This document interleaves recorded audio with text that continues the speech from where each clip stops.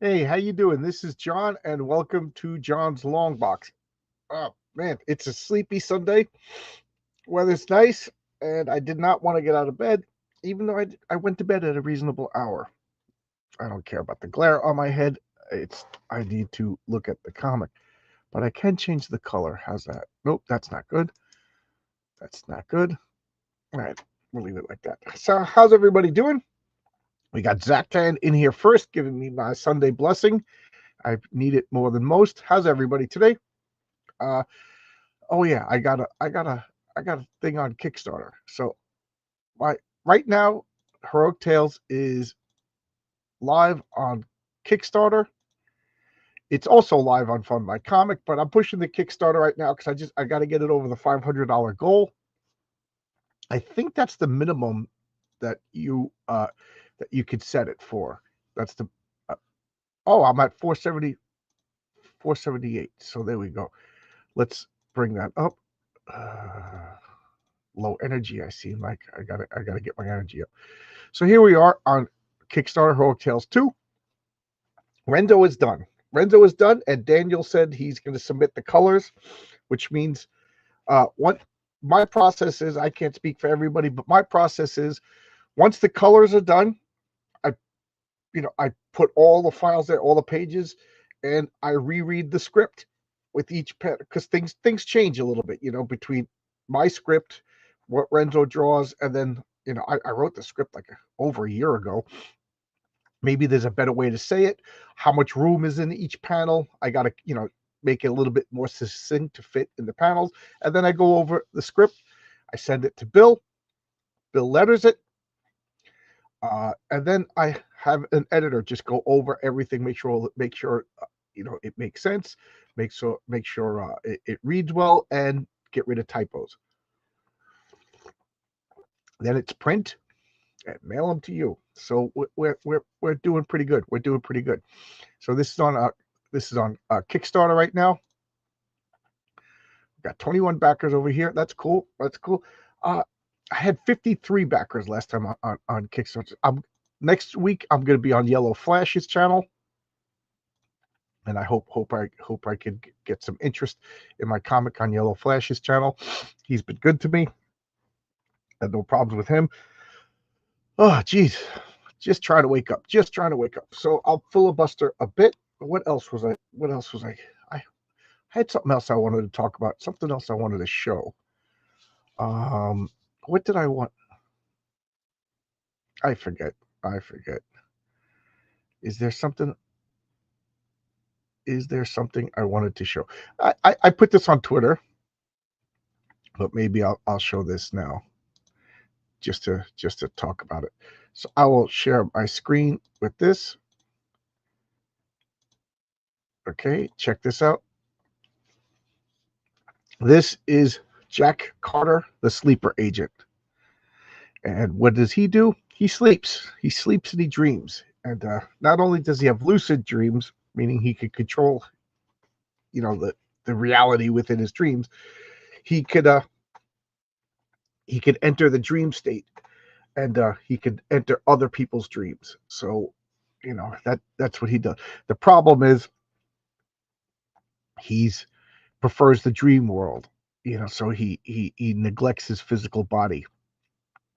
So he kind of looks like an emaciated drug addict, but when he's in the dream world, he's like a superhero, so that he's it's becoming a problem. He wants to be more and more in the dream world. Why not? When you could be a king, prince, superhero, and everything in your dreams, but the real world calls him, and he goes on missions.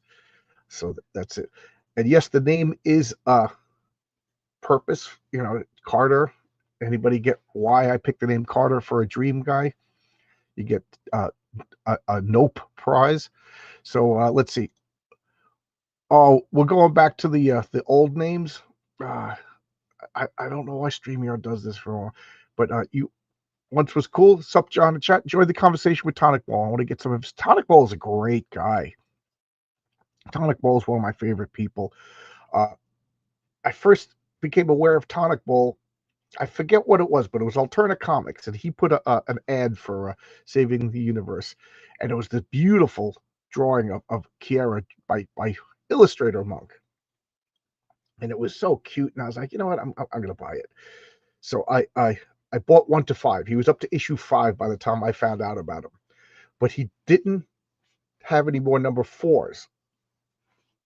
So I ordered 1 to 5, missing but not 4. Or maybe I forgot to put in number 4. Maybe I just forgot, something like that. And it bothered him. He put in 5 in for it. And I was like, oh my God, this guy's so cool. And it was a little bit of bait and switch because his art is drastically different than Illustrator Monk. But you know, I've grown to love his art, and I asked to buy some original artwork from him, and he sent it to me free. He sent me the full page splash of Kiara in her costume, her first time. Like I joke, tell him that's going to be my retirement. When you make it big, I'm going to be able to sell that page for Rob Liefeld, Frank Miller kind of money. And he jokes, but he's run 16 successful Kickstarters. When I say successful, I mean people get them and they're happy. Not the Liam Gray definition of successful. Like it, and he doesn't fight with anybody, no drama. He's just a professional. And he and his wife are going to be characters in the Patriarch. He's going to be the Patriarch's college roommate. That runs the record store.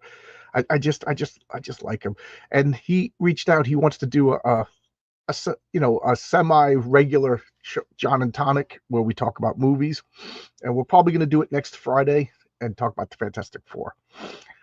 We're also collaborating. Me, him, and Oscar are collaborating on Eddie is Doomed.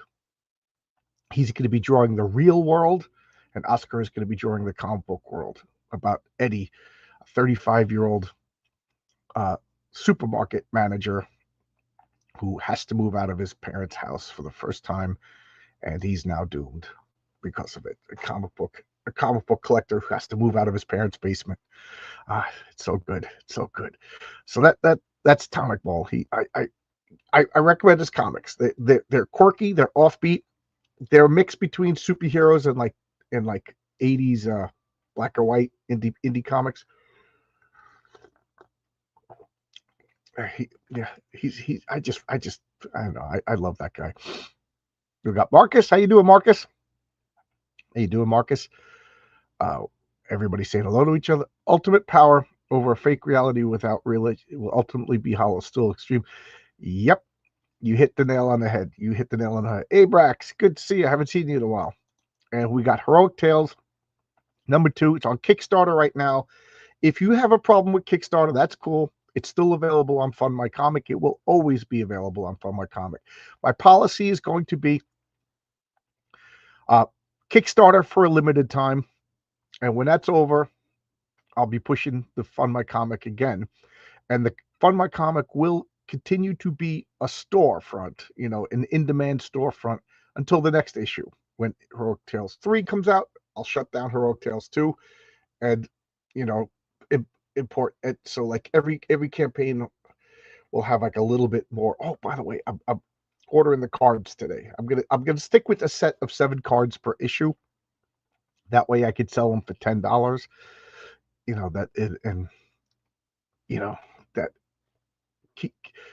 So if you want the set of cards for issue number 1, they're available on Camper. They're stretch goals while they're currently, but then like the cards right now, I unlock 3, but I'm going to make 7.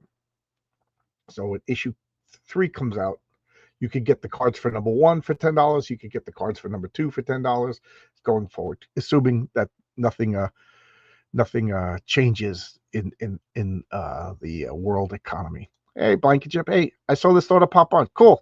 Good to have you there. All right, we got a bunch of people here. So going forward, let me shut that down. Okay. Hey, Dave's here. Another one of my favorite people. Dave's here. Check out Genuine Comics. I love his stuff. I became aware of Dave. I think it was a Perfect 10 number 2. I think I found out about, and I just went and bought everything his the only thing I'm missing, I think, is like one issue of Earthling. So if anybody has the missing issue of Earthling, so I haven't read Earthling yet because I can't read it because I'm missing an issue. Dave is a great guy. He makes the best superhero comic right now. I just love it. Just love his stuff. Good guy. English is his second language, and he writes American superhero comics so good. All right, so let's check out X-Men 101, 30 cents. I love these corner boxes. I love these corner boxes. I saw there was like, I think it was Etsy. But they were kind of expensive, but they made like corner box art that you can hang up. And I really liked it, but I'm thinking I could do that myself. You know, just blow it up on the computer, print it out, put it on a hard stock. You know, and you know, I could print them out on a thick paper that's sticky and stick it to cardboard. You know, and hang them up because they were one of like $30 a print. So if anybody knows of a place that'll make these, just pop them around here. That'll be cool. Anyway, let's check out X-Men 101. So this Dave Cockrum cover. Dave Cockrum designed some of the best superhero costumes of all time. Look at this costume. That is just awesome. I mean, he also designed Storm. He designed all of these. Well, not Cyclops, just the refashion the goggles, and not Wolverine. But you know, Colossus, Nightcrawler, Banshee. He redefined. It was kind of a silly, but it was basically the same, but he tightened it up. Same with Cyclops. Those floating heads are always great. Yeah, the corner boxes and the floating. I love those so much. All right, so this is such a great cover. How can anybody list in the chat? People watch it. 20 people watch it. List in the chat if you could think of any like homage covers to this. So it's such a great. In the Mutant Heroes Hour of Maximum Peril, enter the Phoenix. And I think, I mean, this is a spoiler, but I'm sure everybody watching this knows it's when they created the Phoenix Force, they just gutted this, you know. And of course, the other day on Twitter, I was getting savaged by somebody who just, you didn't read the comic. The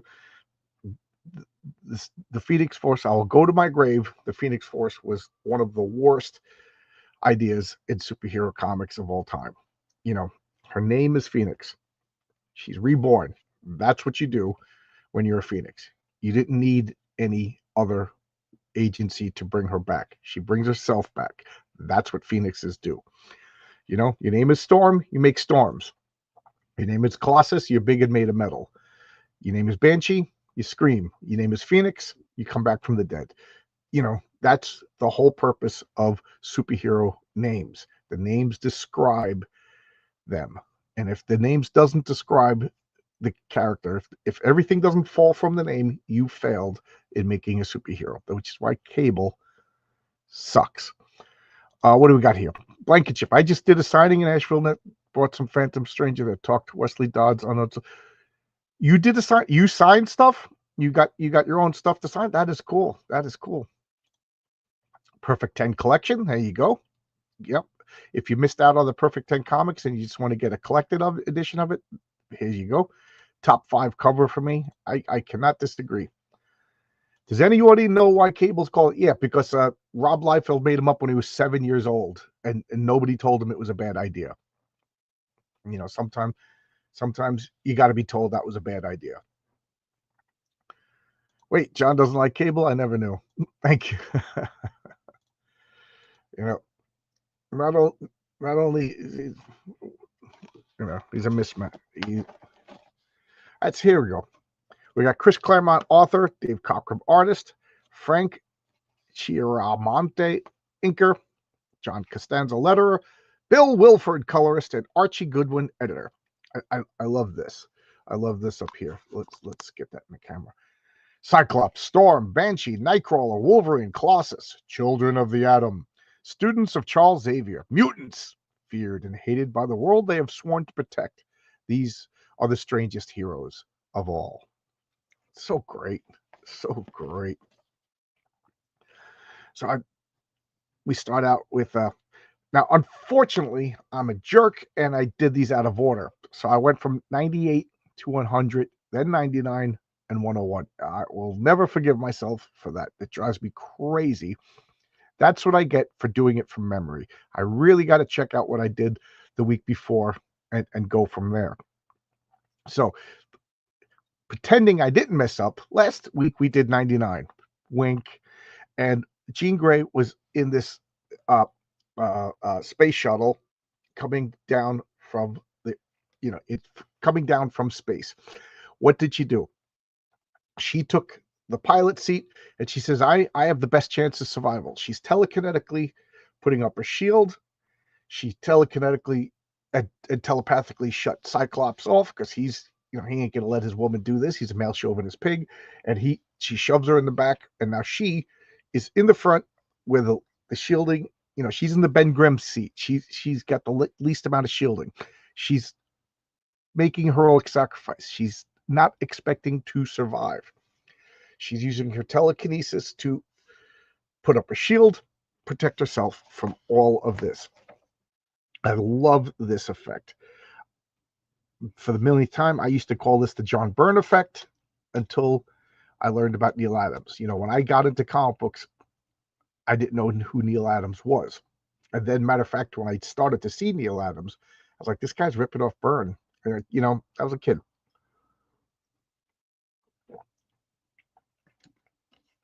But I love to see that Neal Adams did this first, then Dave Cockrum, and then John Byrne. It's just such a cool effect.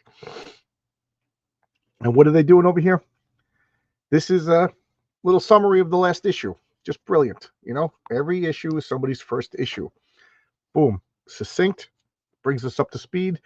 And we get a beautiful splash page. And this is 1976. 1976. There we go. Going forward, I'll address the comic chat. And at the end, when the comic's over, I'll keep talking as long as the chat is active. Rob Liefeld needs to hire somebody who could write cohesive stories. Yes. Not just Rob Liefeld. Most artists need to work with a writer. And what about John Byrne? That's why I said most. That would be like me being arrogant enough to draw. Not that I'm good enough to write either, but you get what I'm saying. So now we got this page. So the space shuttle's coming in. It's coming in hot. It's going to Kennedy Airport at better than 1,500 knots. It's saying that it's just chaos. The air traffic controllers are yelling and screaming. Now, we got it's flying. It's hitting the tarmac over here. We got everybody faces of people screaming, and I gotta say that this Frank Chiamonte is not the best inker for Dave Cockrum. I just think he kind of buries a lot of the Dave Cockrumness, and then boom, we get a crash over here. Now, at no point did I see anybody eject. At no point did I see a cocoon land in Jamaica Bay. If you wonder why I'm saying that, that's where Jean Grey was retconned into being hiding ever since this. So from this point forward, in real time, Jean Grey, goes all the way up to X-Men 137 where she dies. Then I forget what issue it was where they retcon that and bring her back. So from this point forward, we're supposed to it's not really Jean Grey, which totally ruins these comics. God, that was the absolute worst retcon in the history of, and a retcon is when you change the details of a past story. Inserting details that doesn't contradict or change is not a retcon. Retroactive continuity is when we have to go back and re-believe everything before this was a lie. Like technically, Luke, I am your father. That was a retcon because of the first movie. we were told the father died. So that was a retcon. If we find out that Han Solo and Princess Leia were childhood friends, that's not a retcon because that doesn't change anything. You know, Han Solo. I mean, I guess the Solo movie, I'm forgetting about that, but I'm only thinking about the original trilogy. You know what I mean? That's not a retcon. Finding out that Darth Vader grew up on Tatooine, that's not a retcon. That doesn't contradict anything. A retcon is when we are told that it's now different. You know, like originally Tony Stark was in the Vietnam War and now he's in something else. That's a retcon. Originally Ben Grimm and Reed Richards were in World War II. Well, that would make them super, super old. So we retcon it. You know, some retcons we kind of have to make. Some retcons are just bad. Like the Phoenix Force is the worst retcon in the world.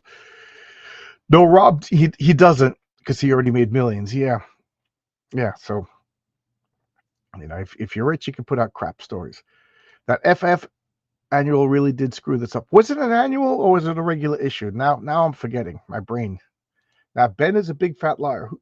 Who's Ben? Ben Grimm? Ben Grimm would never lie. He's a good guy. What do you talk about, Ben? Ben who?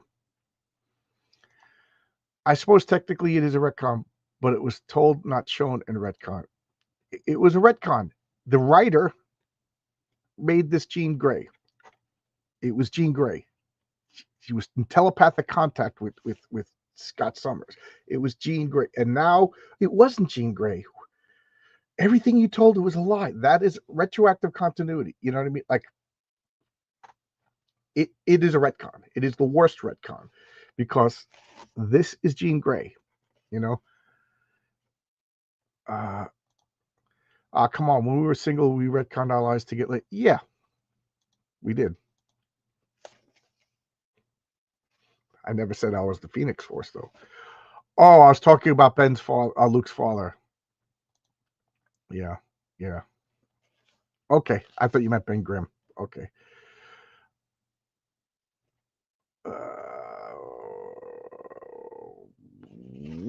Okay, let's go to the next page. Spider-Man action gloves. This was weird. I didn't have this, but I had a different version. It was like a tube of like soapy water, but the soapy water had a real strong surface tension. So what you did, I didn't have the gloves, but I had a tube full of this, and what you did was you touch the wall and you squeeze a little bit, and then you go, and it makes like a little line. You know what I mean? I guess when the liquid touches the air, it hardens a little bit, you know, so you get the, but if you pulled it really quick, it would fall. So you did it really slow, and then you touched another, and then you pulled it off quick, and you would have a line. And then we had these really light, like paper, almost like thin plastic, and it just had a silhouette of Spider-Man on it, and you hang it, and it, like Spider-Man would be like, and it would slide, you know, if you did it at the right angle, and it would just slide across the room. Yay, Spider-Man swinging. And they don't have it anymore because either it was probably poison or just, you know, kids realized it sucked. You know, a lot of toys back then sucked, you know. I literally, I think I played with it for like 2 days. You know what I mean? Retired before 50. I wish I knew about this back then. Here we go. So, okay. All right. Here's all right. So it crashes, it slides, it crashes, and it goes into the Jamaica Bay and sinks. And now Starcore Eagle 1 is gone. With the passing oil slick to mark its passing. Here, perhaps a story. Now they come out. Now, where's Jean Grey? So now Jean Grey never came out. This is a whole different entity, I'm supposed to believe. But when Chris Claremont wrote this, when it came out, this was Jean Grey. So Jean Grey was a mutant who, you know, joined the X-Men. She was Marvel Girl. And here, she's in the show. So she literally is a mutant who is bombarded by cosmic rays. I don't know if they explicitly said that, but I always thought that this was her as a mutant basically had the same treatment as the Fantastic Four, and that's why she was so powerful. That was by headcanon. I hate that I just said that, but that's what I always believed. I don't know if I'm right. I'm probably wrong, but now we're supposed to believe it's a different. So right now, according to the 20 years later, they inserted this, but forget about that. I don't care about that. I hate that. I hate that. I hate that. So Jean Grey now has evolved. Are you mad we can't save her? You stopped me once before, Nightcrawler. Get my way this time, and I'll kill you. Dum, dum, dum.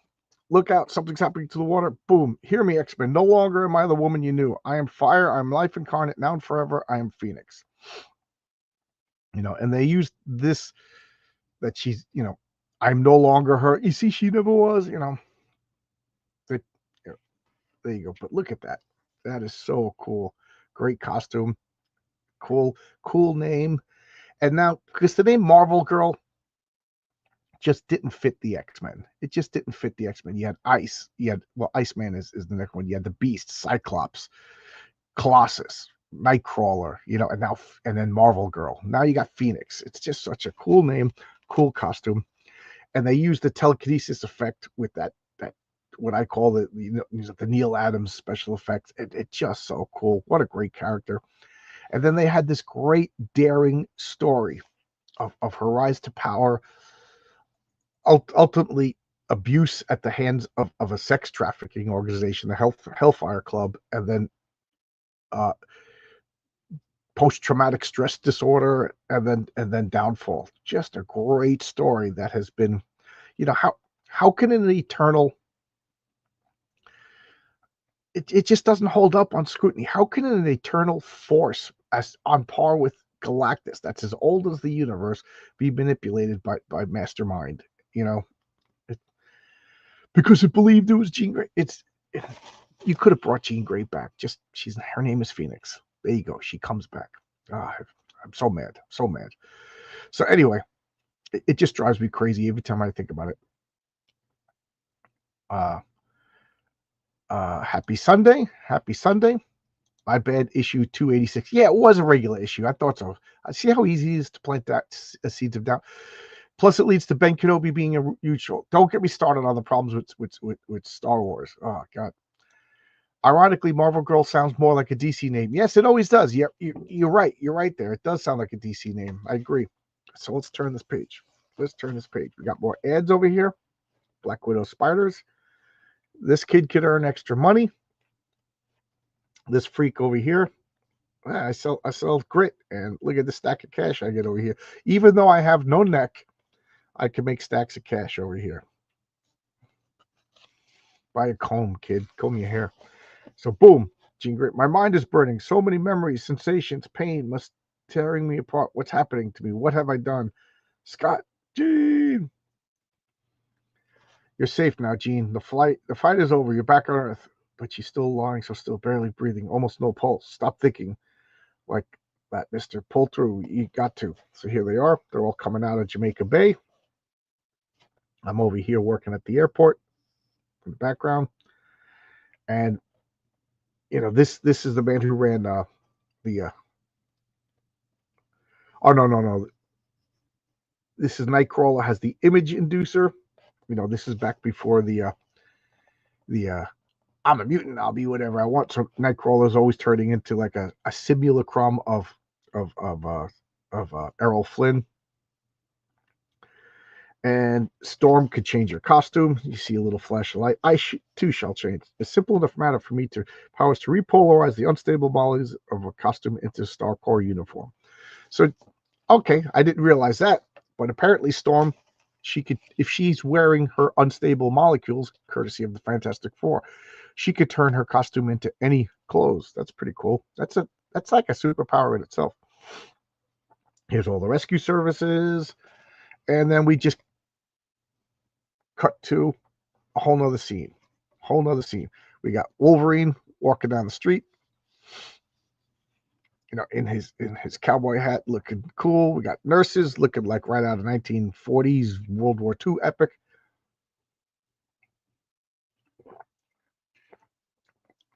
For old-fashioned people, we got the We got the newsstand. Peter Corbeau, the sole survivor. So the cover story is Peter Corbeau, the head honcho of StarCorps. He crashed, and he left, and he's lying, saying that the X-Men, never even mentions the X-Men. So nobody, like the average person, not like, hey, were the X-Men aboard? No. So they just sneak out, and Peter Corbeau is the not the fall guy, but he is the hero who saved everybody by landing this thing and guiding it off so that it didn't hurt anybody. So what are they doing? Wolverine's buying some flowers. So now they're setting up the love triangle. Wolverine is, hey, you got to be crazy, acting like a school kid, wet behind the ears for some broad. What's Jean Grey to you anyway? Someone I like and want, and Wolverine gets it. So Wolverine is being a total jerk over here.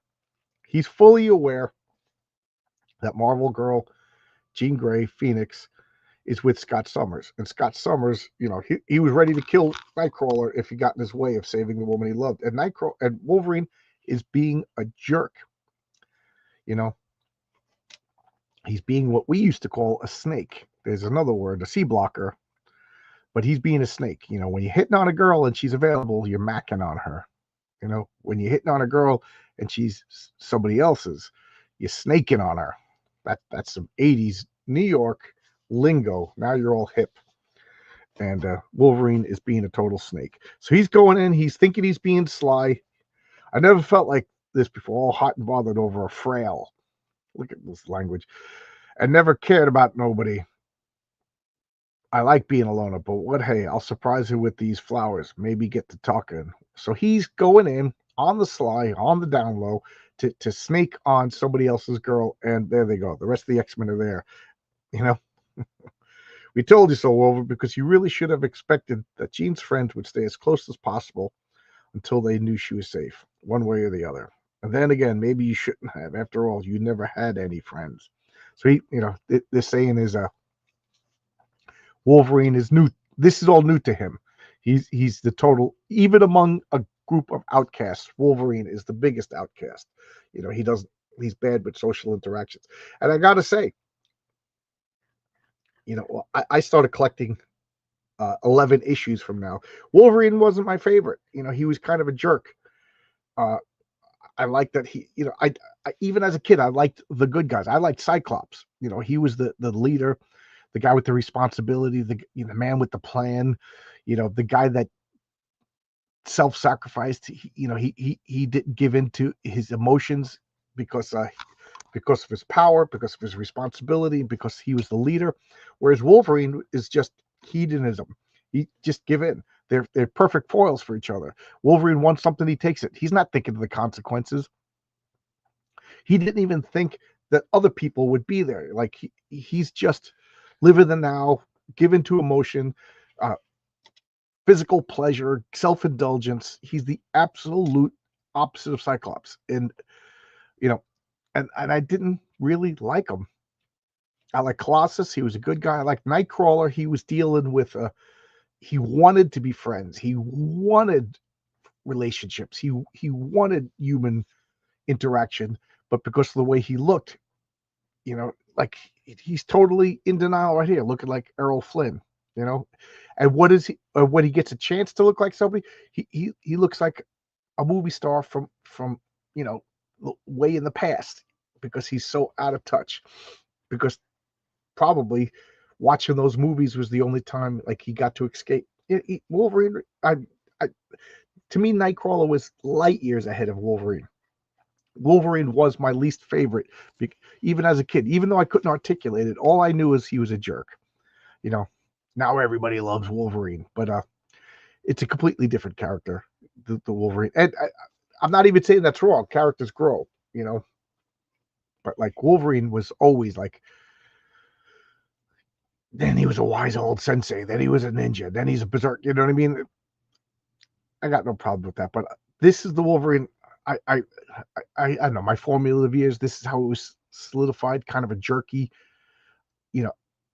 cocky, doesn't think, selfish character. You know, is it any wonder I didn't like him? He's breaking the bro code. Yo, yeah, that is the unforgivable. That is the unforgivable curse up there with Cruciatus curse. The frail is Grest. The frail is Grest. And it makes sense that an immortal person would adapt to living in the moment. Yeah, but we don't know that at this point. You know what I mean? We just know that he's a jerk. You know, I don't even think maybe Claremont did know it. I don't know. But the hints weren't there yet that he was immortal. Dave Cockrum didn't like Wolverine, but John Byrne did. Yep. And you can see why, you know. Yeah, plus Cockrum, I think, had a big a stronger hand in the creation of Nightcrawler. Here, oh, look at all these. These are the Treasury editions. These are huge. These are Life magazine sized, huge. And I had this, and it got destroyed. I had this, and it got destroyed. I think that out of these pictured here, I think this is the only ones. Oh, I had this. I had the Savage Fists of Kung Fu, and it got destroyed. Why? Because they're just so big. They're so big. I bought the Treasury edition of Superman, Spider-Man, and Hulk and Batman, and I still don't know where to store them. So I bought the huge bags and boards. I bagged and boarded it, and it's laying flat on top of my boxes. There's no place to put them. You know, so is it any wonder they got destroyed? You know, this spectacular Spider-Man. I don't know, but I gotta say they're cool looking when you open them up. You know, so special magic set from Offer Charms. Okay, Charms. Oh, Charms Blow Pops. Duh. Charms Blow Pops. Look at this awful art. All right. Oh, let's check out the. Oh, Zach Tan's off to church. He'll catch up. Okay, see you later, Zach Tan. Good. Thanks for stopping by. I'm the pro. Hello. Did you give a review of the Fantastic Four, the movie? The movie? Probably Friday.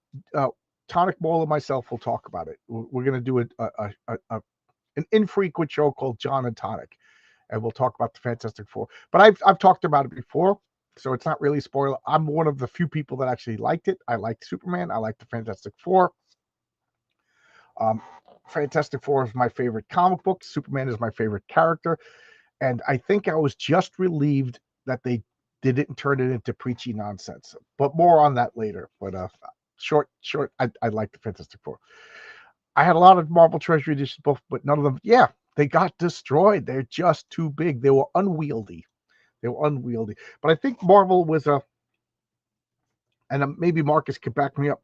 This was like an experiment because in the newsstands, the newsstands were frowning on the comic books. Why? Because they were small and they were only 30 cents. So the newsstand only made 15 cents for this much space. So what they did was they made them bigger and charged $2. So now the store made $1 in 1975. You know what I mean? So I think Marvel was pushing that because the newsstands were rejecting comic books. You know, but I think fans didn't like them because they were just too big. You know, but back in 1976, of course there were collectors, but the average person just, you know, bought it and threw them away. You know, comic books were a disposable medium. You know, it was only the exceptional freak that bagged and boarded and stored. You know, nowadays, I'm curious about this. This is something I should ask on Twitter. Nowadays, does everybody who buy their comics bag, board, and store? Is everybody who, like, are there any casual fans of comic books left? Like, is there anybody who just goes to the comic book store, buys Spider-Man, Fantastic Four, Superman, and then like gets rid of them when they're done reading? You know, I'm curious about that.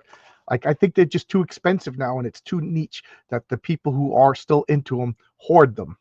I'm wondering. Let me know what you guys think. So now we got Myra Taggart over here. I always liked Myra. Something about Myra. We got Wolverine over here, like he's all embarrassed, throwing the flowers away. Good. Feel some shame. You did a shameful thing. You were hitting on your teammates. Now he doesn't like Scott Summers, but the bottom line is they're on a team together, Scott Summers risks his life to save your life. You know what I mean? You're on a paramilitary force together. You don't hit on your teammates' chicks. You don't hit on anybody's chicks. If it was Magneto's chick, I would give him a little less guff. I'm giving him guff here, but he's hitting on his teammates' chick over here. And it's not like it's secret. Like, sometimes in high school, you don't want to admit you like the girl, and then you get mad at your buddy because your buddy's hitting on the girl, even though he didn't know it. You know what I mean? That high school antics. But it was obvious. It's obvious. And she loves him. Selfish jerk. Wolverine is a selfish jerk. Cyclops is the selfless good guy who's kind of a jerk. So, and like Banshee was hitting on Mara. And Von Coleman was goofing on him. Yeah, you're hitting on your buddy's girl. But it was understood that they're broke up. And at this point, Xavier is literally having dream fantasies about an sexy alien chick. So it's complicated. So I'm giving Banshee a pass. But Wolverine is an ass. How's that? I'm a poet. So now what are they doing? The doctors have been with Jean a long time. Charles, are you sure there's nothing you could do? Perhaps using your telepathic powers. If only I could, Myra, but I can't. Every time I try to use them to any extent, my mind is savaged by my cursed dream. Even a little thing like mass hypnosis. I used to get the X-Men away from the airport. Nearly brought another seizure. So, here we go. Xavier the hypocrite. I don't like to use my mental powers to change people's free will and agency, except when I do it. So he just fully admit that he telepathically erased the memories and hypnotized everybody in the crowd to forget that the X-Men. Why? Because it made the X-Men's life a little bit easier. What is somebody's free will when your convenience is at risk? You know what I mean? I just don't like Xavier. This is another one of my hills to go. Mental telepathy, for the most part, and is a bad guy power. Mind control is a bad guy power. I have a good guy, and I had to change his name because his name in my role-playing games was Nexus. Nexus meaning a hub point. So he was a nexus of everybody's minds. He literally couldn't control his telepathy. So he would take drugs to deaden it. And he was basically a mental switchboard between all the superheroes. And I eventually made his weakness worse and worse and worse because he was a non-player character. And his purpose was to just convey information between teammates when they, all over the world, rather than radios and stuff. And they started to rely on him too much. His name was Joseph Turner. Joseph Turner, Nexus. Read that guy's mind. Is he a good guy or a bad guy? And he became a crutch. So eventually his powers got too out of hand and he was unreliable, giving the wrong, and they stopped using him as a plot device. But anyway, I started to realize that it's just an abuse, and he was just reading people's thoughts. That's an inherently creepy power. So I'll go on record that says it is the easiest power for a character to slip into supervillainhood, and I do think that Xavier has good intentions, but his power is just too tempting. Like a little mass hypnosis to make our lives a little bit convenient. A little, you know what I mean? It's just, laser vision. You know what I mean? Super strength, flight, fire powers. But the ability to influence people's minds is just too one ring. It's too corruptible. I cannot help this girl I once thought I loved as much as you. I cannot even help myself. So here he is, the second confirmation that he likes this girl. And keep in mind, Jean Grey at this point, what are they, 20, 22? Myra, I'll be over soon. I'm thinking I could feel it. Oh, Myra, it'll be over soon. Poor Scott. He's such a man of action. This endless waiting must be hell for him. And then we got Cyclops over here. I love he's got the suit and tie. He's dressed in his Sunday best. He's got a sweater. Nightcrawler's got, even though it's fake, he's got the button-up shirt, all casual. But Cyclops, suit, tie, got to do everything. Don't do half measures. And what's he doing? He's just, I've always been, I never realized it to now. He's starting to realize how much Jean means to him.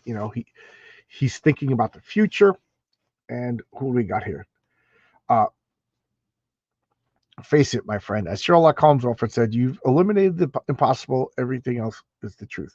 Dr. McCarbo, Dr. McKay, how is she? So I love this. This is a perfect example of if you're a comic book doctor, you're every type of doctor. So Dr. Carbo, he's an astronomer, right? He's a physicist, astronomer, out in space studying the sun. So why is he on the team examining Jean Grey? You know what I mean? What? Because he's a doctor. And if you're in a comic book and you're a doctor, you're all types of doctors. Now, this doctor over here, I've always said this, that whenever they do a close-up of a incidental character, they always use faces that they know. Like, this is Chris Claremont's face, right? Marcus, is this Chris Claremont's face? It's going to be touch and go for a while, but with the rest, proper care, and friends to look after, Dr. Corboy and I think that Jean Grey is going to be just fine. I love, she's always Jean Grey, not Miss Grey, not Jean. What happens next is quite understandable given the circumstances. Everybody, yay, Rather, most of them go. I saw Scott slip away when everybody's cheering. The good news rocked him pretty hard, which isn't surprising. The way of the strain's been eating him alive. I just hope he's okay. So what's he doing? He goes into a room. Scott can't let anybody else see him in a moment of weakness. He's the leader. He's the steadfast, iron, rigid boss of the X-Men. They depend on him. No weakness. He can never make a mistake. He can never falter. He goes into another room and cries. And Nightcrawler respects his privacy. He respects this, but it's just a nice touch. Nightcrawler, again, is a good guy. He's the Pinocchio, and that always gets into my feels. He's not, he wishes he was a real boy. Literally, he's using this image inducer that becomes a crutch, if you ask me. I was so glad when they finally got rid of it. It just eliminates the tension and drama of the way he feels around normal people. But and it's easy to abuse, like Joseph Turner Nexus, my character. So he's going to check on his buddy. Everybody else is concerned, and he's also concerned about Jean Grey. But Nightcrawler is a good guy, and I love that. He's the guy who lost his humanity or never had his humanity and wishes he was. So therefore, he holds on to that humaneness more than anybody else, like Ben Grimm. He knows what it costs to lose something, so he protects it the most. He's going to go and do the humane thing, check on this guy that's suffering, and then sees, oh, okay, and backs out. He understands. Brilliant. Is there any wonder everybody loves Nightcrawler? Such a good character. The good guy. I love the good. And here are the two good guys. They're both compassionate, but he doesn't have the luxury of having weakness. What they did to Cyclops is one of the most unforgivable things in comic books. Where are we? Apparently, Scott, Jean, and Wolverine are now a throuple. I know. Modern comics are trash. As a casual, I usually buy a bunch of trades every few months, and I find myself pirating a few floppies in between those to visit the comics. Okay, but do you keep them? Do you get rid of them? Do you store them? Do you bag and board them? It wasn't established that Professor Ximar or a couple. Yeah, they already said that she was an X. When they introduced her, he basically said, "The girl I used to date," or so. I forget the exact words, but it was just and Banshee's like, and they still care for each other, but they're just friends. But literally, Xavier has moved on. He's thinking about Leandria. Who's the artist? This is Dave Cockrum, inked by Frank Chiamara.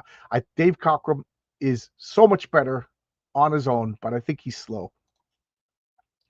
Imagine having the ability to read minds, all the awful thoughts and disgusting secrets. I'd blow my yeah.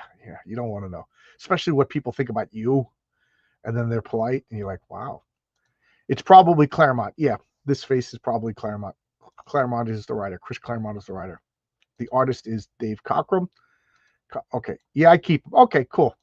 So here we go. I'm all caught up. Let's take.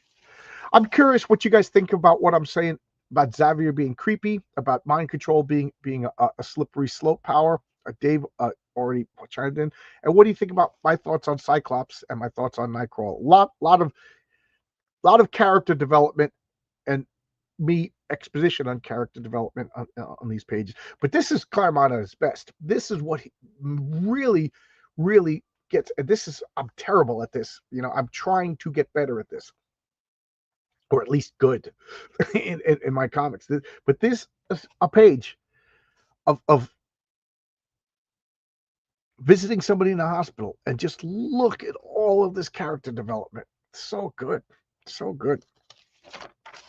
So now, look at this panel. It's just, the inking is just ruining Dave Cockrum's just wonderful art style. And I love this. Scott's in the next room, Professor. He'll be along in a moment. No matter, Kurt. I don't need Scott to say what I have to say. I can only say it if the rest of you do me the courtesy of quieting down. No need to snap, Charles. I'm sorry, Sean.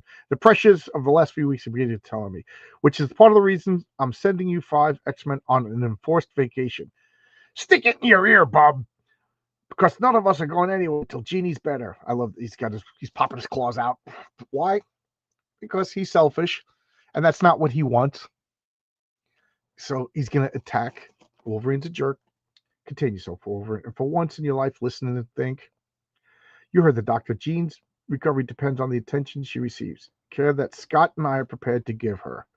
Well, you, Jean, you, Charles, the man who lusted after a 16-year-old girl. Everybody go away, and then Scott, the guy that I've been telepathically grooming his whole life, and I will check out the girl that I lusted over when she was underage.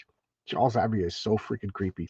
Unfortunately, we can't look after Jean and run the X-Men at the same time. Therefore, a brief and well-earned holidays in order. Whatever happens, I won't have you staying around the hospital. You'll just be in the way. Not sure I agree with what you say, Charles, but you're the boss. If you're still undecided about where to send us, I think I can fit the bill. It seems my lawyer, Mr. Flaherty, writes me, and I've inherited the Cassidy ancestral home. It's on a remote part of the country, County Mayo, out in the Atlantic coast. Few conveniences, fewer people, and all a most excellent cessation. Thank you, Sean. We'll leave as soon as the arrangements, and I hope you have. So he sending them all off to Ireland. So now they're flying, they planes, trains, and automobiles. So little bit of a montage over here. And I wonder, did Chris Claremont go on a vacation to Ireland? Because it seems like you could read the X-Men and see what's going on in Chris Claremont's life. So now here they are. They're in Ireland. Banshee's smiling. I love that Storm's driving. And they just it's a good thing that Professor is not riding in this 4-wheel torture chamber, Comrade Sean. Is that a joke you're cracking, Peter Rasputin? Well, wonders never cease. The torment's over. We have arrived. So now they're driving all the way out in the country of Ireland. So here's the letters page. Let's check out the names. Peter Sanderson and Sam Mandel. Okay, there's the letters. Be a locksmith, like that freak over there. Let's be like him.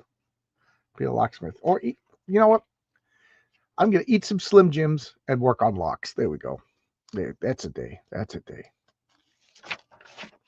Ooh, more ads. Very special people. Fantastic value. I love when they tell you this is a fantastic value. We decided that this is a fantastic value, not you, the customer. we decided this is a fantastic price. So it's posters of freaks. The wolf boy, guy with no legs. I can't tell what that is. Guy with 3 legs, the fat guy, smallest woman. Why would you want these? I would never want these hanging up in my house. No way. The book is one thing, but reading about oddities is one thing, but having these posters hanging up in your house, geez. Ugh. What is this? Have you seen this coupon before? Oh, this is the LaSalle Extension University. Fix your English. Learn to speak better. Cassidy Keep, first built by Liam Cassidy over 1,000 years ago to defend this stretch of coastline from Viking raiders. Rebuilt a score of times over the centuries as it stood against every invader who tried to conquer it. Ever proud, ever defiant. Its tall, forbidding walls stained with the blood of 100 sieges. But all the castle's glorious history, those walls had never fallen to force of arms. Ungeljach, perhaps. Banshee, it's incredible. You say you grew up here? That I did, Kurt Wagner. It must have been marvelous. Oh, well, I suppose it's a time for me to switch to my human guys. Oh, I don't know, bub. Place like this, I figure you'll fit in right the way you are. So,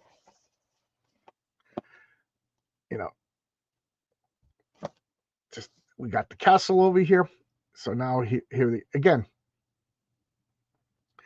the last 2 issues was the Sentinels fighting mutants. Good story, Now what do we have here? They go to Europe, going to a castle, and it's a good old-fashioned superhero romp. The early X-Men, they balanced all of that mutant stuff with superhero stuff. It's not constant. They hate us. Now we're going to go on a superhero romp adventure. They were an adventure team. They're going in the castle, and the guy's getting hit with a shillelagh. Is my meaning clear? Salmon O'Donnell. Oh, Eamon O'Donnell. Salmon. Yes, of course. Your butcher's heart is crystal clear. You're a fool to trust him, and that's where you're wrong, my friend. As long as the families are in my power, we'll do whatever I command. So now we're having some feudal castle, inheritance arguments. It's just superheroics at this point. Where are we now? Oh, you keep the comics. Okay. In Xavier's defense, it takes almost godlike will to not be totally evil when you're a telepath. Even Uncle Ben. Yeah, absolutely. That's why I say telepathy and mind control, they're villain powers. They're villain powers. It's funny because whenever we play our role-playing game and somebody makes up a new character, they're like, I'm going to, I give people choice. Do you have a concept in mind or do you want to roll? And most of the time they want to roll. And when they'll roll and they'll get the mind control power. And I don't say nothing. I just want to see how they play it. And when you get your powers, I call it the finagle factor. You could drop a power to boost another power. I have yet to have a player character keep mind control. They all end up saying the same thing. They're thinking about the concept of the character, and it's like they all say it. This is a villain power. This is going to ruin the fun. I'm fighting the Red Skull, and I could just mind control him. Where's the fun in that? It's a bad guy power. So I'm not the only one who says that, or at least in the people that I hang out with. So let's check out the next page.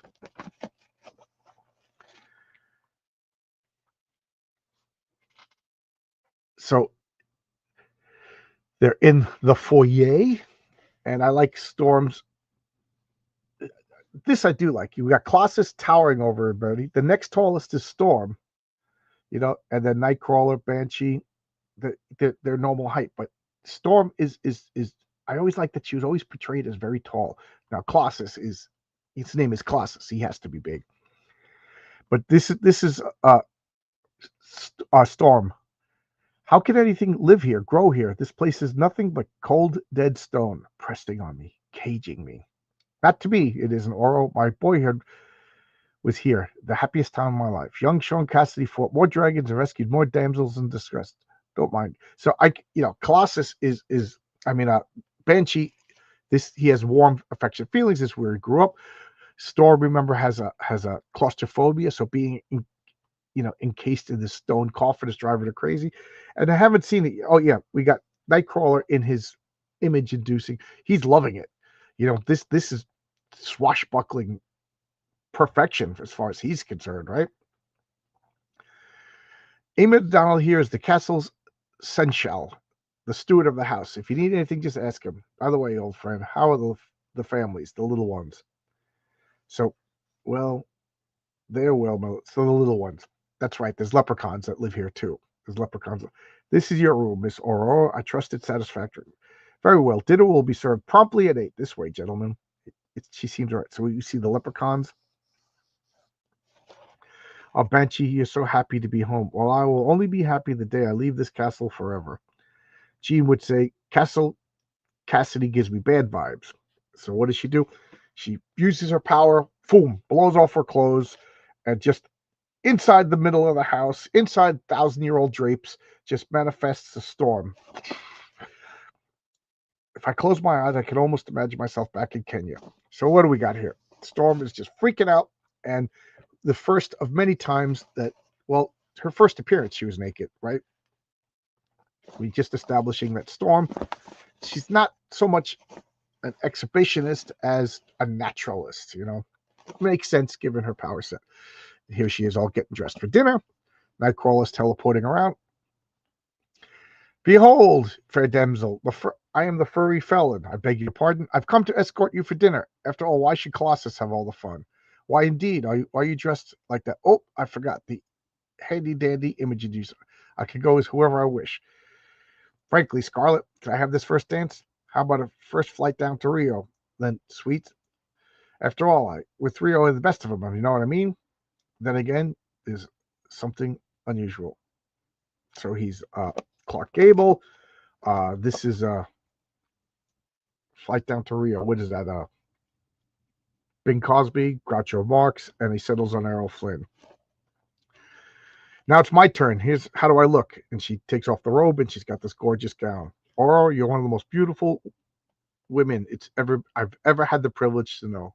If that's true, then thank you. I think, look at this. So here's something that's interesting right over here. Why are you going dressed like that? You forgot my. Oh, okay. I stand corrected. I thought this word balloon was connected to Storm. I thought Storm was saying turn on your image inducer. She's like, why? So she's just concerned you're dressed like a superhero. Okay, I stand corrected. I misread, but I like this. Storm, Nightcrawler's just loving this castle. It just fits the personalities. Again, Claremont did such a good job with giving everybody individual costume, everybody individual personalities and words. It's obvious to fit. Okay, we already saw that. How can you manifest all kinds of super in a tabletop game? Some powers are great. Yeah, it's fun. It takes a lot of imagination, and some people just don't get it, Dave. Some people just don't get it. And when you play role-playing games, I did. There's a playlist on my channel called Role-Playing Games, and there's an entire session. We broke it down into like we broke it down into like 4 2-hour sessions, and released it like that, so you can see from character creation to the end to leveling up and getting the experience points. But a lot of people, when they play Dungeons & Dragons, they use miniatures. They'll take like a little miniature of their character, put it on a board. They have a grid, and I don't like that. So we talk back and forth. I always call it interactive storytelling, and each superpower has rules, and a lot of them I have house rules for because I don't know. I just been playing for 40 years, so I started to see the cracks in some of the powers. So it's just you got to be consistent, and you got to explain the way the rules work, and the players just have to, trust the game master, that I'm not out to get them, and I like to think that I'm consistent. But it is difficult, and you have to have imagination, and you have to have Heroic Tales number 2. You have to. It's the rules. But Dave, you're one of the people that when I finally hit that $100,000 stretch goal, you're going to come to New York, and you'll stat out 10, and you'll play her in our game. Marcus will be the public eye, and we'll have a lot of fun. So here we go. The Stan's bolted. This is Stan's soap opera. This is Stan's monthly column. This is house news that's happening at Marvel, and this is I'm glad I talked about this before. I think some people didn't know what I was talking about. So you bought Twinkies. Twinkies came in a cardboard box, and on the bottom of the box they had 3 baseball cards, and inside the box, opposite that, they had the baseball stats. So when you bought the Twinkies and you were done, you'd cut out the 3 cards. I wonder if there's a market for the Twinkie baseball cards. Pretty clever, I thought. So now they're all sitting around. Going to, like, Wolverine is dressed like that. Colossus has got a tie, big fat old-fashioned ties. What's going on? The floor, it's a trap. We're being pulled out into costumes, all of ye. So Storm activates lightning and, activates their unstable molecules. Now, I don't know, does this destroy their regular clothes? Or does it, are all their regular clothes made out of unstable molecules? It's a mystery. Boom. So all of that prep time, all that flirting and wearing nice clothes. And what do we got here? My dear cousin Sean, how nice of you to, shall we say, drop in. In case you haven't guessed, my muscular friend and I are the villains of the piece. I'm Black Tom Cassidy. And I, students of Charles Xavier, my dearly hated stepbrother, oh yeah, you know who I am. I'm the Juggernaut. And together, you two are going to do what no other villains in the history of the world to do. And together, we 2 villains, we're going to kill the X-Men. Was that meant to scare us, Tom? Do you plan to talk us to death? Bluster away, cousin. It'll do you no good. You're in the dungeons now, deep inside Cassidy Crag, with countless tons of rock between you and freedom. And you've no chance, Banshee. This place will be your tomb. Tomb? Closed in rock, no way out. It's crushing. We can't help it. And then, or that activates Aura's claustrophobia. Or Storm, she's flipping out. Dun, dun, dun. Next issue, Who Shall Stop the Juggernaut? And then we got Revolutionary War pieces, cash prizes, and Spalding. So this, 3 or 4 pages to wrap this up, and then some nice character development. And then next issue is X-Men in Ireland fighting Black Tom Cassidy and the Juggernaut. Over what? Over what? I don't know what the motive is at this point. Does he just hates Sean Cassidy? Does he want ownership of the castle? Well, Juggernaut just wants to crush anybody X-Men because he hates Xavier. But it's just a superhero romp over property, And here we go, Marcus. The Perfection Collection Kickstarter, so you can get Dave Brinks all 6 issues of top Perfect 10 in 1 trade paperback. Yes, Juggernaut, next issue.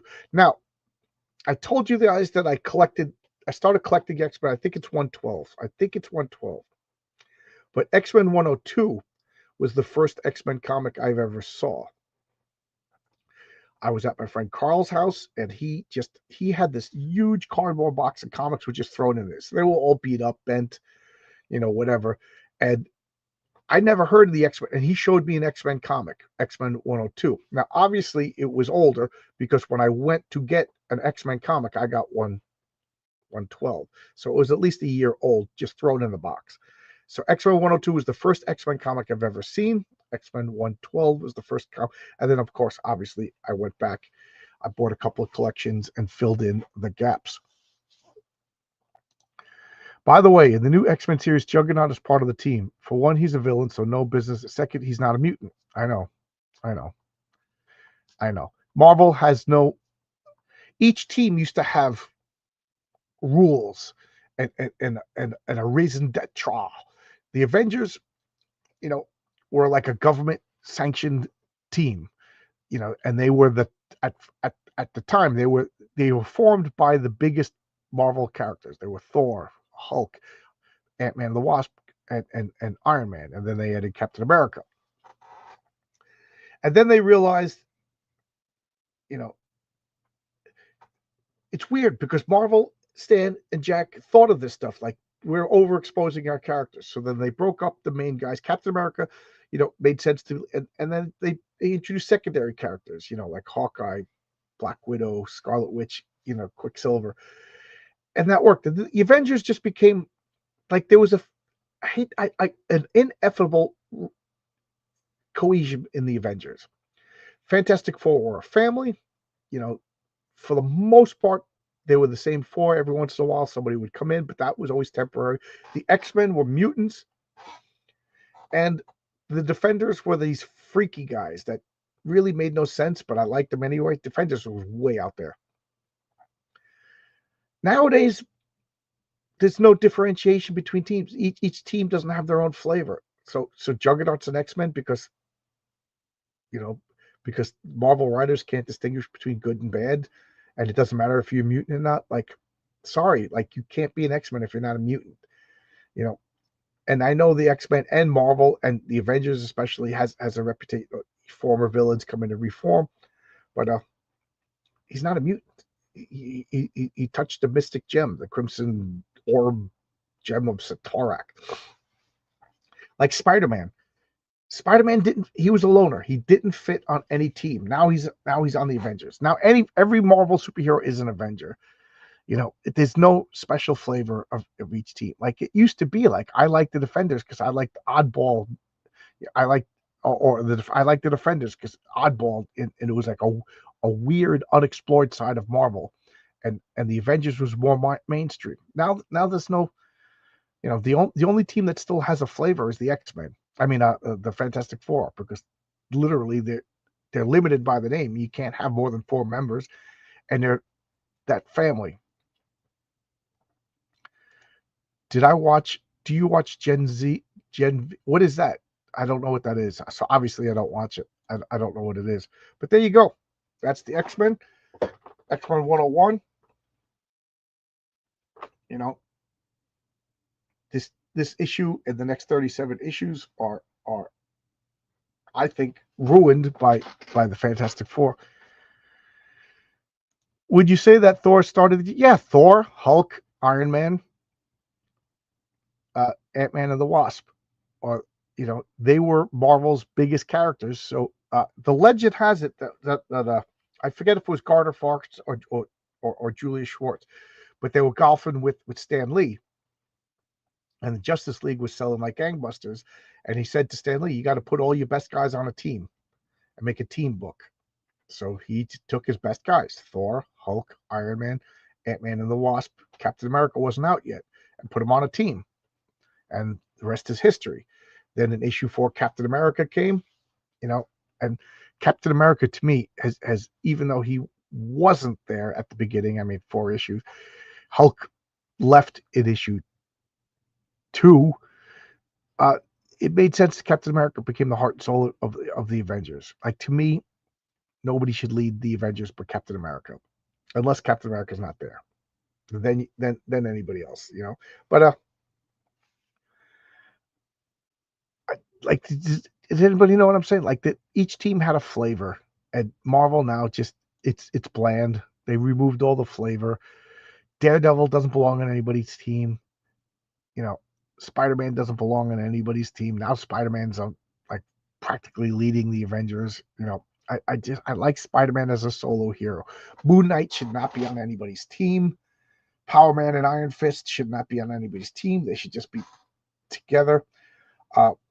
I could see Shang-Chi like joining for a mission or 2, but that's about it. So there you go. Agree, disagree? What do you think? All right. I'm done talking. I got a script to write. I want to finish this script today. Like I said, Heroic Tales is nearly complete. The new Marvel and DC writers can't create anything. They retcon, remake, write fan fiction, don't have the talent to create. Yeah. Oh, that's Logic's finest. I absolutely 100% unequivocal, whatever it is. You know what I'm saying? I agree. Yeah, some characters are solo characters. Yeah. Oh, Gen V is part of the boys universe. Oh, I didn't know. I don't watch. I haven't seen a second of the boys. I'm just not interested. Would E and Zelanger be a good name for a solo here? I don't know what it means. What does it mean? Is it a Dutch word? Is it a made-up word? I never heard this word before. Is it a German word? Tell me what it means, and I'll tell you what I think. As of right now, it's as of right now, it's a nonsense word to me because I don't know what it means. I've never heard it before. Enzelganger. So, yeah. Should I Google it? I'm going to Google it. Let's see. I don't know. Just tell me what it means. You don't use that word in the US. I didn't know. I thought it was universal. Okay, well, it means loner. Oh, if it means loner, then he's a solo guy. Okay, yeah. So that's cool. A superhero just named Loner. Not only would I make him a solo hero, but I would make him have like a phobia against crowds, like social anxiety, like Pedro Pascal, meaning he has to feel up hot chicks. What a scam that is, huh? I have social anxiety. I have to feel up hot chicks. He doesn't feel up ugly chicks. His social anxiety doesn't make him hold hands with men. Only hot chicks, not that little potato face girl from The Last of Us. He doesn't feel her up. But anyway, it means loner. There you go. I would just call him Loner or Solo.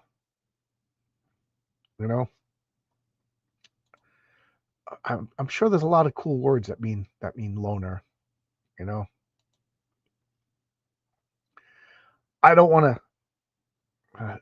I have a female character. Her name is Solitaire, and Solitaire means one, and also a solitaire diamond. So she's like a female Colossus. She's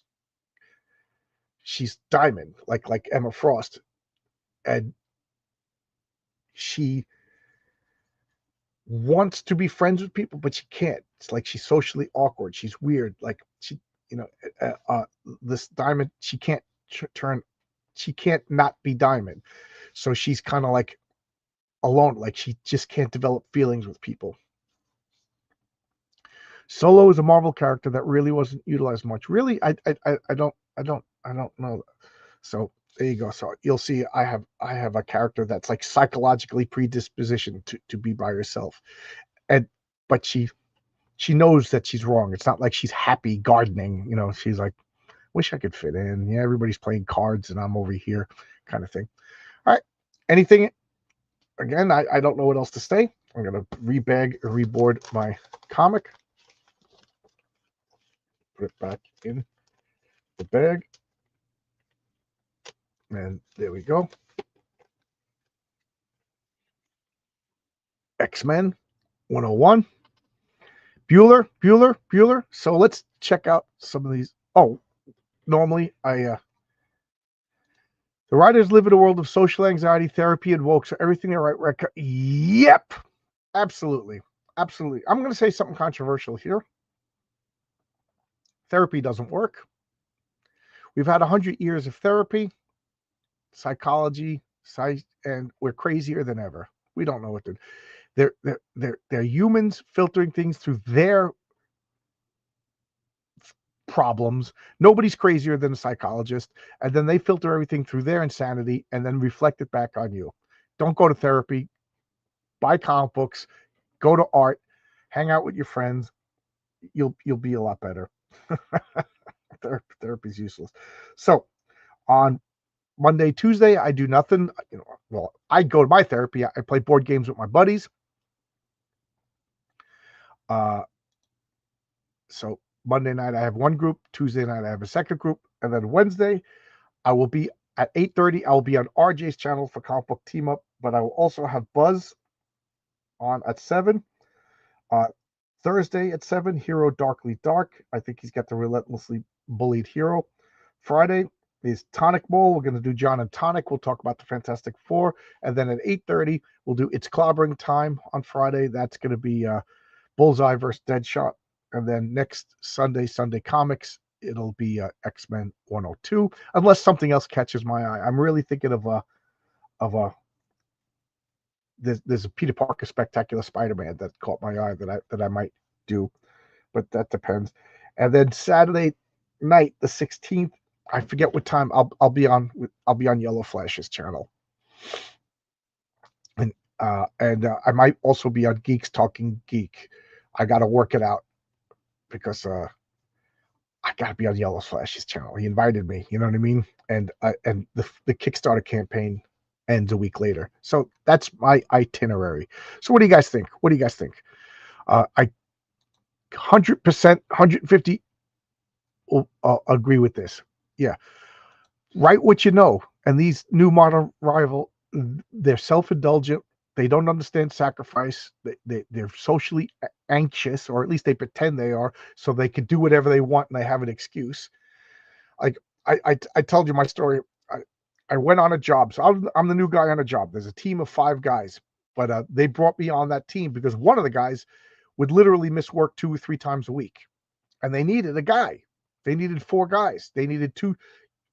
This guy and his partner, and this guy and his partner. But one of the guys was by himself, so you can't carry this heavy equipment.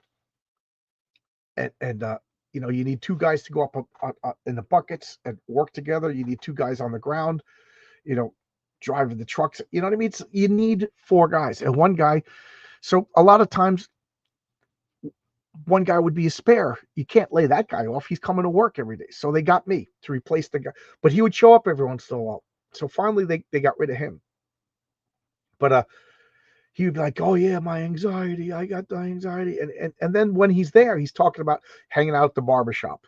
He likes to hang out at the barbershop, and he's picking up this chick, and then like all of his misadventures. You know, he lived with his mom, and he would go on a Tinder date, meet this girl, and he left his wallet there. And you know, then he went on another date after that date, but he didn't have his wallet, so he had to like lie to this girl to go buy the house and sneak in saying it was his cousin, and he's having everybody laughing. So I just said, you don't have anxiety. And like that brought like everything to a halt. And I said, what a coincidence. Your anxiety stops you from going to work. Your anxiety stops you from going to the Department of Motor Vehicles. Your anxiety stops you from going to the supermarket with your mom. But your anxiety never stops you from hanging out at the barbershop, picking up chicks, going to the bar till 4:00 in the morning. I said, well, that is really weird anxiety. Your anxiety stops you from doing the things you don't want to do, but it doesn't bother you from doing the things you want to do. Now, I got a friend over here. His name is Marcus, also, not Marcus Kelligrew, but another Marcus. And he has crippling anxiety. Like, he's legit the only person I will say that he he's like, he can't do things that he wants to do.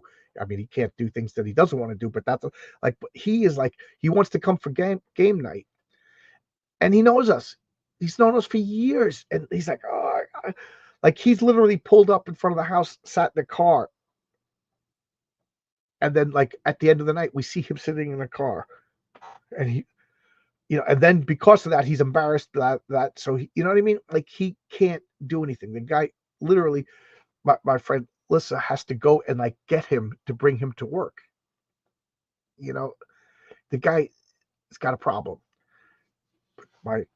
This guy at work wakes up in the morning, doesn't feel like going, my anxiety. That's what I think is most anxiety. It's just an excuse to get out of doing what you don't want to do.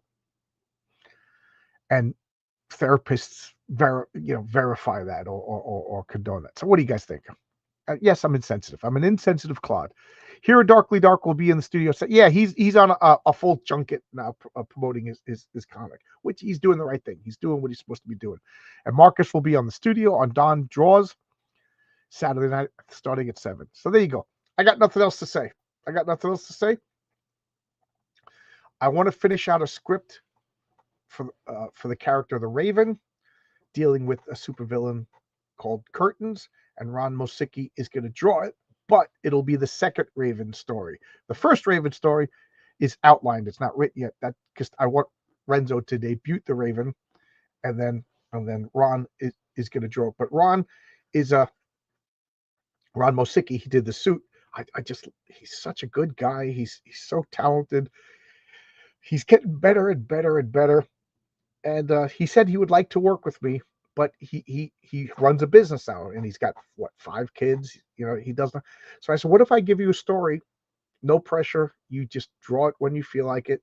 Submit a page here, submit a page there. I said, you know, if it takes a year, it takes a year. And he's like, that I could do, because he likes to draw. So he just asked me, he goes, can I draw fan. I was like, of course you could draw fan art. I don't have, you don't have to ask for it. So he drew Patriarch fighting the Raven. And I was like, you got to work for me. So I'm giving him a story that he can work casually. And it seems to be like Marcus is doing a story that he's working casually on. Fabrizio is working on a story, Stippling Vaughn, Arkham. And I know this, Tonic Ball. I know that. So like Renzo will keep it a pace because, he's the backbone. But everybody else is working at their pace. And I'm just hoping that sooner or later I'll get stories that I could put them in. So there you go. That's what's going on. All right. Have a great Sunday, everybody. I agree. Good morning. How you doing, Eric Guapo? You got here just in time for me to end. So I'm going to go. Thanks a lot, everybody. And I'll see you Wednesday. All right. Unless, because Tuesday night's a couple. Sometimes they can't come, and maybe I'll stream. I got a big stack of comics that I gotta do a what you're reading so I can put them away. Can't put them away, and this stack is accumulating. All right, see ya. Bye, everybody.